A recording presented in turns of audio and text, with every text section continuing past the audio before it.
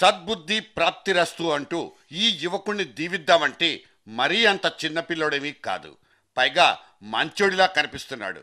పోనీ అతని సమాజ హితాన్ని అభిమతాన్ని చూసి అభినందిద్దామంటే ఎందుకో తటపటాయించాల్సి వస్తోంది. కళ్ళు చెవులు ముక్కు నోరు ఒక్కోసారి ఈ నాలుగు సవ్యంగానే సరిగ్గానే పనిచేస్తున్నా బుద్ధి మాత్రం బురదలోకి లాగి పారేసే పాడు రోజులివి. అందుకే ఒక పట్టణ ఎవరిని నమ్మేయలేమనే తటపటాయింపు కావచ్చు.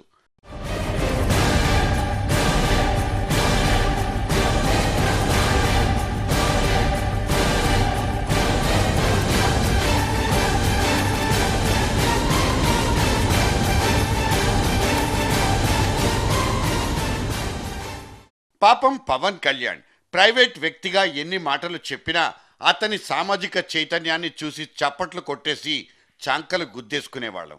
పోయి ఏకంగా పార్టీయే పెట్టేసి రాజకీయాల పుట్టలో వేలు పెట్టిన తర్వాత చీమలు కుట్టకుండా ఎందుకుంటాయి? పైగా పబ్లిక్లో నిలబడితే ఏమైనా అనేయాలన్న శ్రీశ్రీ కొటేషన్ ఒకటి గుర్తొస్తుంది. పవన్ కళ్యాణ్ ఇప్పుడు పవర్ స్టార్ కాదు, punch master and punch bag కూడా. అతను ఒకటి గుద్దితే అవతల నుంచి కూడా పంచ్లు పడిపోతాయి. తమ్ముడన్న తేడాలు కూడా చూపించరు. ఆ పార్టీ గురించి మాట్లాడడానికి ఆ పార్టీ ఏమిటి, తమ్ముడు యొక్క భావాలు ఏమిటి, తన సిద్ధాంతం అన్న సిద్ధాంతాలు ఏమిటి, ఆ ఎజెండా ఏమిటనే క్లారిటీ ఇంకా నాకు రాలేదు.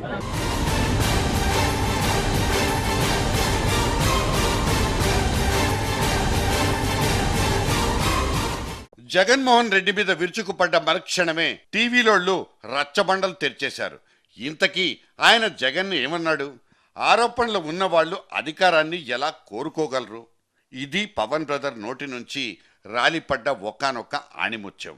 పైగా తెలుగుదేశానికి అవిశ్రాంతంగాను నిరాటంకంగాను మద్దతిస్తున్న ఒకానొక ప్రముఖ పత్రికతో తన మనసు పంచుకున్న పవన్ కళ్యాణ్ అభిప్రాయాల్లో తప్పేమీ లేకపోవచ్చు.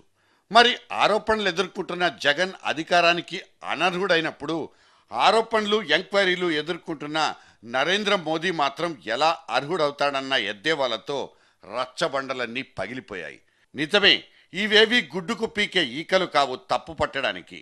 పైగా పార్టీ పెట్టి అందులో ఇంకా ఎవ్వరూ లేరు, నేను నా ఒకే ఒక్క ఫ్రెండ్ తప్ప అంటూ ముక్తాయింపులు ఇచ్చిన పవన్కు తన వన్ వే కమ్యూనికేషన్ నచ్చుతుందేమో కానీ ఓ కలుగులో దాక్కుని ఎలుకలా బయటకొచ్చి ఒక ఈలవేసి మళ్ళీ లోపలికెళ్ళిపోయే వ్యవహారాలు జనాలకు నచ్చవు, పార్టీలకు నప్పవు కూడా.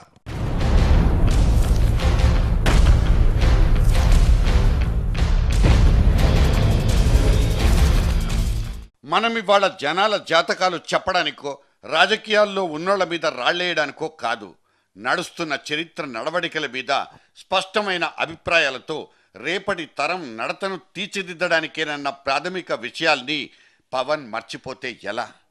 2 గంటల పాటు తానొక మంత్రముగ్ధ ప్రసంగం చేయకపోయినా అంతసేపు జనాల్ని ఒక్కచోట నిశ్శబ్దంగా క్రమశిక్షణతో కూర్చోబెట్టగలిగిన పవన్ కళ్యాణ్లోని నాయకత్వ లక్షణాలకు సలాం చేస్తూనే సవాళ్లను సంధించే వాళ్ళు ఉంటారన్నది అతను గుర్తుంచుకోవాల్సిన అవసరాన్ని చాటి చెప్తున్నాయి.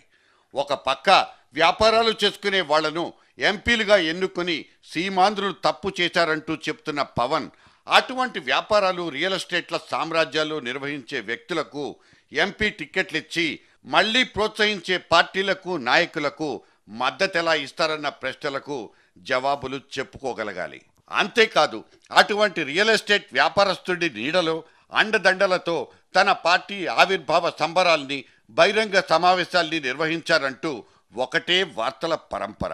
ఇలా వచ్చినప్పుడు వాటిని ఖండించాల్సిన అవసరాన్ని పవన్ ఎందుకు గుర్తించినట్లు? క్రోనీ క్యాపిటలిజం నీడల్లో బతికేస్తున్న మన డెమోక్రసీలో పవన్ కళ్యాణ్ పెట్టబోయే పార్టీ ఎలా పనిచేస్తుందో గాని తాను పోటీ చేస్తే అటువంటి పెద్దోళ్ల పార్టీల ఓట్లు చీలిపోతాయనే పెద్ద మనసు చేసుకున్నందుకు ఆయన్ని అభినందించాలంటే ఎలా సాధ్యం? నేరస్తులకు డబ్బున్న మహారాజులకు మాత్రమే మా పార్టీ టిక్కెట్లు ఇస్తుందని బహిరంగంగా ఎవ్వరూ చెప్పకపోయినా అక్కడ జరిగిపోతుంది అదేనన్నది అతని శోధనల్లోనూ పరిశోధనల్లోనూ కనిపించలేదంటే నమ్మడం ఎలా? ఈ మధ్య రాజకీయాల్లో ప్రథమ శత్రువులు తక్కువ ప్రమాదకారులు అంటూ రకరకాల నిర్వచనాలు వస్తున్నాయి. ఎవరికి ఓటేయాలో తెలియనప్పుడు పిచ్చి పిచ్చి సంజాయిషులు ఇస్తున్నారు. తక్కువ ప్రమాదకారి అన్న మాటల్లో నిజానికి సంతోషకరమైన సంజాయిషి ఏమీ కనిపించబోదు. బావిలోకి దూకి చావడం కంటే కనిపించే ఆ గుంటలోకి దూకేసి కాళ్ళు చేతులు విరగ్గొట్టుకోవడమే తక్కువ ప్రమాదకారి అనే మాటలకు అర్థమైతే ఆలోచించేవాడు తనకేది కావాలో నిర్ణయించుకుంటాడు.